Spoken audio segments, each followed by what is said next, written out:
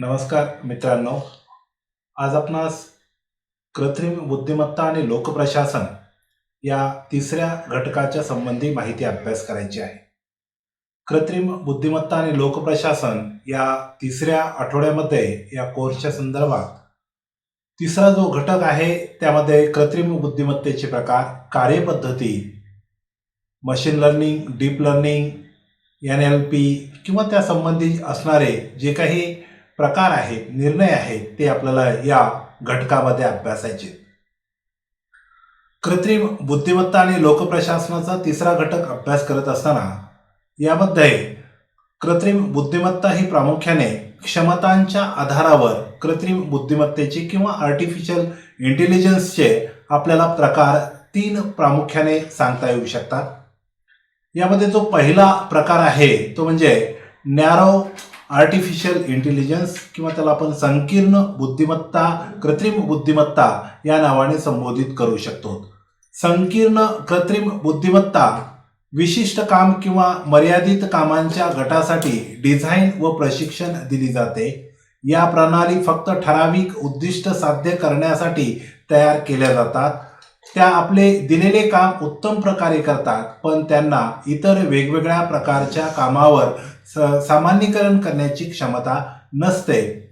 लोकप्रशासनामध्ये किंवा सामान्य स्वरूपामध्ये याची अनेक उदाहरणं आपल्याला देता येऊ शकतात. अलेक्सा सारखे डिव्हाइस असिस्टंट आहेत जे विशिष्ट आदेश समजतात. सुरक्षा प्रणालीमध्ये वापर केले जाणारे म्हणजेच चेहरा ओळखण्यासाठी जे सॉफ्टवेअर वापर केले जातात. मंत्रालयामध्ये, महाराष्ट्रामध्ये मुख्यतः कर्मचारी आणि इतर लोकांसाठी हे सॉफ्टवेअर सध्या वापरलं जाताना दिसतं. किंवा नेटफ्लिक्स किंवा अमेझॉन सारख्या प्लॅटफॉर्मवर देखील नॅरो आर्टिफिशियल इंटेलिजन्सचा वापर केलेला दिसून येतो. संकीर्ण कृत्रिम बुद्धिमत्ता त्यांच्या मर्यादित कार्यक्षेत्राबाहेर काम करू शकत नाहीत आणि त्यांच्याकडे खऱ्या अर्थाने समज अथवा जाणीव नसते असे आपल्याला म्हणता येऊ शकेल. विशिष्ट कार्यासाठी डिझाईन केलेले असतात. लोकप्रशासनामध्ये पूर्वनियोजित कार्यक्षेत्राबाहेर काम करू शकत नाहीत. ई गव्हर्नन्स पोर्टल्सवरील चॅटबॉक्स असेल, चेहरा ओळख असेल किंवा इत्यादी प्रणाली संबंधी असेल किंवा कराच्या संदर्भात असेल, स्वयंचलित डेटा तपासणी असेल, अशा वेगवेगळ्या स्वरूपामध्ये लोकप्रशासनामध्ये या नॅरो किंवा संकीर्ण आर्टिफिशियल इंटेलिजन्स किंवा कृत्रिम बुद्धिमत्तेचा वापर आपल्याला दिसून येतो. यामध्ये कायदा आणि सुव्यवस्था निर्माण करत असताना पुणे पोलिसांनी एक AI व्हेकल नावाची यंत्रणा किंवा वाहन निर्माण केलेलं आहे जे कायदा आणि सुव्यवस्थेमध्ये मदत करतं. म्हणजेच ट्रॅफिक कंट्रोलसाठी या आर्टिफिशियल इंटेलिजन्स वाहनांचा उपयोग करून पोलीस मुख्यतः त्या संदर्भाची अंमलबजावणी करताना आपल्याला दिसून येतात. या दुसऱ्या प्रकारामध्ये कृत्रिम बुद्धिमत्ता आणि सर्वसाधारण स्वरूप आहे. त्याच्यामध्ये आपल्याला असं म्हणता येऊ शकेल की जनरल AI किंवा जनरल आर्टिफिशियल इंटेलिजन्स.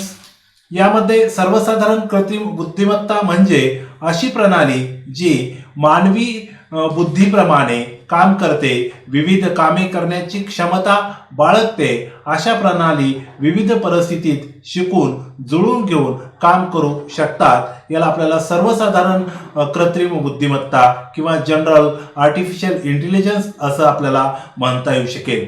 सध्या ही कल्पना प्रामुख्याने सैद्धांतिक स्वरूपाची आहे. अशा प्रणाली विकसित करण्यासाठी यंत्राला आत्मजाणीव किंवा स्वायत्त निर्णय क्षमता आणि समज आवश्यक आहे असे आपल्याला म्हणता येऊ शकेल. लोकप्रशासनामध्ये याचा उपयोग नवीन कौशल्य शिकवण्यासाठी किंवा तात्काळ आव्हानांना जुळवून घेण्यासाठी लोकप्रशासनामध्ये या दुसऱ्या प्रकारचा उपयोग होताना आपल्याला दिसतो. उदाहरणामध्ये रोबोट, वैद्यकीय क्षेत्रामध्ये गुंतवणुकीचे निदान स्वयंचलित करणाऱ्या आर्टिफिशियल इंटेलिजन्स प्रणाली या दुसऱ्या प्रकारामध्ये विकसित होताना दिसून येतात. मानवी विचाराप्रमाणे शिकणे आणि त्या कार्यामध्ये जुळवून घेणे असे आपल्याला याच्यामध्ये सांगता येऊ शकेल. लोकप्रशासनामध्ये याचा वापर, या दुसऱ्या प्रकाराचा वापर आपत्ती व्यवस्थापनामध्ये स्वतंत्र निर्णय घेणे किंवा रोबोट माध्यमातून विकसित अनेक तंत्रज्ञानाच्या माध्यमातून त्याला काम करून घेणे असे आपल्याला सांगता येऊ शकेल. कृत्रिम बुद्धिमत्तेमध्ये यांच्या प्रकारामध्ये जो तिसरा प्रकार आहे तो म्हणजे सुपर इंटेलिजन्स किंवा सुपर AI असं देखील आपण त्याला म्हणता येऊ शकेल. सुपर इंटेलिजन्स आर्टिफिशियल जे काही इंटेलिजन्स आहे त्याला आपण अतिबुद्धिमत्ता देखील हा तिसरा प्रकार म्हणू शकतो. अतिबुद्धिमत्ता मानवी बुद्धिमत्तेपेक्षा अधिक क्षमतेची असते. यामध्ये समस्या सोडवणे, सर्जनशीलता, भावना, निर्णय क्षमता आणि त्या माणसापेक्षा वरचढ होऊ शकते असं आपल्याला म्हणता येऊ शकेल. अशा प्रणाली स्वतःची इच्छा, गरजा, विश्वास निर्माण करू शकतात. ही कल्पना अद्याप काल्पनिक स्वरूपाची आहे, पण ती आपल्याला विज्ञान, उद्योगामध्ये आणि समस्या सोडवण्यामध्ये क्रांती घडवू शकते. तथापि यामुळे नियंत्रण आणि नैतिकतेचे प्रश्न निर्माण होतात असं देखील सांगता येऊ शकेल. मानवी क्षमतेपेक्षा जास्त बुद्धिमत्ता किंवा जास्त विचार करण्याची क्षमता या प्रकारामध्ये आहे.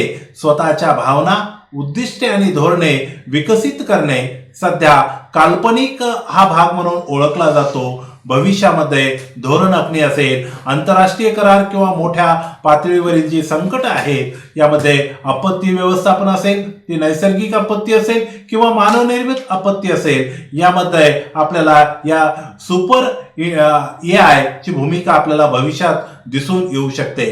कार्यपद्धतीच्या आधारावर जसं मी तुम्हाला मुख्य 3 प्रकार आता आपण अभ्यासले, परंतु कार्यक्षमतेच्या आधारावर देखील आर्टिफिशियल इंटेलिजन्स किंवा कृत्रिम बुद्धिमत्तेचे प्रकार आपल्याला या ठिकाणी सांगता येतील. त्यामध्ये आपल्याला सांगता येऊ शकेल की प्रतिक्रियाशील यंत्रांच्या माध्यमातून देखील मुख्यतः हा प्रकार आपल्याला सांगता येऊ शकेल. सर्वात मूलभूत जी गरज आहे AIची ती फक्त वर्तमान डेटावर काम करते, भूतकालीन अनुभव साठवत नाही किंवा ती शिकत नाही. मी अनेक वेळेस मागच्या देखील व्हिडिओमध्ये सांगितलं की आर्टिफिशियल इंटेलिजन्स किंवा कृत्रिम बुद्धिमत्ता ही डेटाच्या आधारावर, जो काही संकलित असलेला डेटा आहे या डेटाच्या आधारावर तात्काळ निर्णय घेते आणि त्यातून समस्याचं समाधान करण्यासाठी वेगवेगळ्या क्षेत्रामध्ये ते काम करताना दिसते. लोकप्रशासनामध्ये देखील, मुख्यतः अंमलबजावणीच्या क्षेत्रामध्ये देखील या AI ची संकल्पना ही अतिशय प्रभावीपणे होताना दिसते. आज धोरण निर्मितीचं असेल किंवा धोरणाची अंमलबजावणी असेल, कायदा आणि सुव्यवस्था असेल, अशा वेगवेगळ्या घटकांमध्ये कृत्रिम बुद्धिमत्तेचा वापर होताना आपल्याला दिसून येतो. लोकप्रशासनामध्ये जसं की आपल्याला आता म्हणता येऊ शकेल, ट्रॅफिक सिग्नल AI प्रणाली विकसित होताना आपल्याला दिसते. सध्याच्या वाहतुकीवर नियंत्रण ठेवणे किंवा तात्काळ डेटा तयार करणे आणि मुख्यतः सेवा प्रणाली जनरेट करणे किंवा ती विकसित करण्यासाठी सुद्धा या आपल्याला प्रकाराची मदत होताना दिसते. त्यानंतर मर्यादित स्मरणशक्ती असलेली कृत्रिम बुद्धिमत्ता, लिमिटेड मेमोरी, मुख्यतः आर्टिफिशियल इंटेलिजन्सची आपल्याला दिसते. ही प्रणाली भूतकाळातील डेटावर आधारित निर्णय घेते आणि कार्यक्षमता सुधारते. बऱ्याच आधुनिक आर्टिफिशियल इंटेलिजन्स अनुप्रयोगात ही पद्धती वापरली जाते असं आपल्याला सांगता येऊ शकेल. पूर्वीचा डेटा वापरून भविष्याचे निर्णय सुधारते. याच्यामध्ये अनेक उदाहरणं आपल्याला सांगता येऊ शकेल. स्वयंचलित कर निरीक्षण प्रणाली असेल किंवा आरोग्य क्षेत्रात रोगप्रसार भविष्यवाणी प्रणाली असेल, जी काही स्वयंचलित कर निरीक्षण प्रणाली यामध्ये देखील या प्रकाराचा आपल्याला मुख्यतः आधार घेता येऊ शकतो. स्वयंचलित रस्ता वाहतुकीसाठी किंवा इतर गाड्यांसाठी जे काही आपल्याला कायदा आणि सुव्यवस्था निर्माण करत असताना अलीकडच्या काळामध्ये जे काही वेगवेगळे चॅट बॉक्स आहेत या माध्यमातून देखील या प्रकाराचा आधार घेता येऊ शकतो. त्यानंतर मनोविज्ञान सिद्धांतावर आधारित देखील कृत्रिम बुद्धिमत्ता आपल्याला दिसून येते. मानवी भावना, विश्वास, हेतू आणि गरजा समजून घेणारी आर्टिफिशियल इंटेलिजन्स किंवा कृत्रिम बुद्धिमत्ता विकसित झालेली दिसते. मानवी भावना आणि हेतू समजून घेणे यातला हा मुख्य उद्देश आहे. प्रशासनामध्ये संभाव्य आपल्याला उदाहरण याचं देता येऊ शकेल. नागरिकांशी संवाद साधताना त्यांच्या भावनिक प्रतिक्रियेवर आधारित सेवा सुधारणा. सार्वजनिक बैठकीत नागरिकांच्या प्रतिक्रिया ओळखणारी कृत्रिम बुद्धिमत्ता प्रणाली विकसित होताना दिसते. लोकप्रशासनामध्ये याचा विचार करत असताना मानवी भावना ओळखून प्रतिसाद देणारे मानवरूपी रोबोट आपल्याला विकसित देशांमध्ये दिसतात. आरोग्य सेवेत रुग्णांच्या गरजेनुसार जुळवून घेणारे सहकारी रोबोट देखील आज विकसित देशामध्ये आरोग्य प्रशासनामध्ये काम करताना दिसतात. याचबरोबर आत्मजाणीव असलेली कृत्रिम बुद्धिमत्ता हा एक प्रकार आपल्याला सांगता येऊ शकेल. मानवी गरजाप्रमाणे आत्मजाणीव असलेली सर्वात प्रगत कृत्रिम बुद्धिमत्ता अशा प्रणाली स्वतःचे ध्येय ठरवून कार्य करू शकतात. अद्याप ही संकल्पना पूर्णतः सैद्धांतिक स्वरूपाची आहे असं आपल्याला म्हणता येऊ शकेल. आत्मजाणीव आणि स्वतःचे उद्दिष्ट ठरवणे प्रशासनातील याचा सैद्धांतिक वापर देखील आपल्याला सांगता येऊ शकेल. नैतिक दृष्ट्या योग्य धोरणांची निर्मिती करण्यासाठी या प्रकाराचा उपयोग होताना आपल्याला दिसतो. सामाजिक कल्याणासाठी स्वयंपूर्ण योजना अंमलात आणणे असे देखील आपल्याला यामध्ये सांगता येऊ शकेल. नैतिक व नैतिकतेचे निर्णय घेणाऱ्या स्वयंपूर्ण प्रणाली विकसित झाल्या आहेत असं आपल्याला म्हणता येऊ शकेल. त्याचबरोबर संकीर्ण जे काही कृत्रिम बुद्धिमत्तेपासून सैद्धांतिक किंवा अति बुद्धिमत्तेपर्यंतचा हा जो काही प्रवास आहे यामध्ये विविध क्षेत्रात प्रगती घडवून आणणे, क्षमतांवर आणि कार्यपद्धतीवर आधारित कृत्रिम बुद्धिमत्तेची विभागणी आपल्याला आज मुख्यतः करता येऊ शकेल किंवा ती भविष्यात निश्चितच केली जाणार आहे. कृत्रिम बुद्धिमत्ता यामध्ये मशीन लर्निंग असेल, डीप लर्निंग असेल, नॅचरल लँग्वेज प्रोसेसिंग असेल, त्यालाच आपण NLP असं देखील म्हणतो. इतर संबंधित तंत्रज्ञान आधुनिक व्यवसायाशी सर्वसाधारणपणे आणि विशेषतः आरोग्य सेवा क्षेत्रातील युटिलायझेशन मॅनेजमेंट साठी अत्यंत महत्वाचे आहे. त्याची व्याख्या स्पष्टपणे न समजल्यास ही संकल्पना आपल्याला गोंधळात टाकू शकते. संस्थेत आपली भूमिका लक्षात घेता तुम्हाला कदाचित हा प्रश्नही विचारला गेला असेल की मशीन लर्निंग आणि डीप लर्निंग यामध्ये काय फरक आहे. आपण सर्वांनी आरोग्य क्षेत्रातील जी की बिग डेटा बद्दल ऐकले असेल. जगातील एकूण डेटा खंडाच्या सुमारे 30% डेटा हा आरोग्य सेवा क्षेत्र तयार करते. आजच्या आव्हानात्मक आरोग्य प्रशासन व्यवस्थेमध्ये डेटाला कृतीयोग्य माहितीमध्ये रूपांतरित करण्यावर अधिक भर दिला जात आहे. मशीन लर्निंग, डीप लर्निंग आणि नॅचरल लँग्वेज प्रोसेसिंग यासारख्या कृत्रिम बुद्धिमत्ता तंत्राचा वापर केला जाताना आपल्याला दिसतो. AI मध्ये सगळ्यात महत्वाचा जो घटक आहे ती प्रशासनातील कार्यपद्धती ही खूप महत्वाची आहे.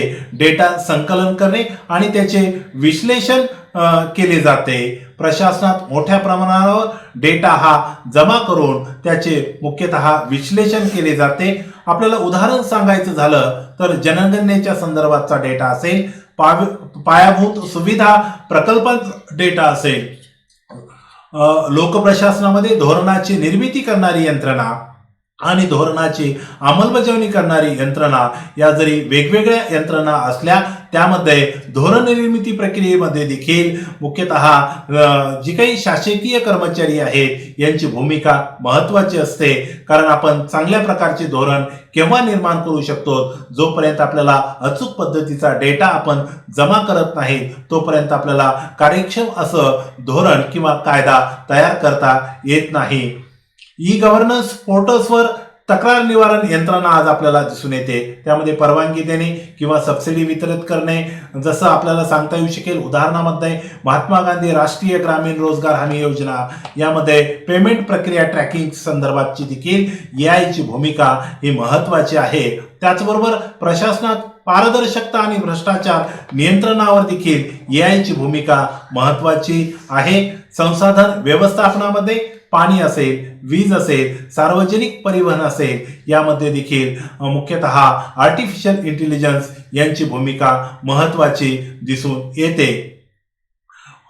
कृत्रिम बुद्धिमत्ता हे प्रशासनाचे स्वरूप बदलते. अशा सर्वच प्रामुख्याने ती नॅरो असेल किंवा जनरल असेल किंवा सुपर असेल असे जरी वेगवेगळे प्रकार आपल्याला दिसले तर त्यामध्ये असे म्हणता येऊ शकेल की कृत्रिम बुद्धिमत्तेचा वापर आज मोठ्या प्रमाणात होताना दिसून येतो.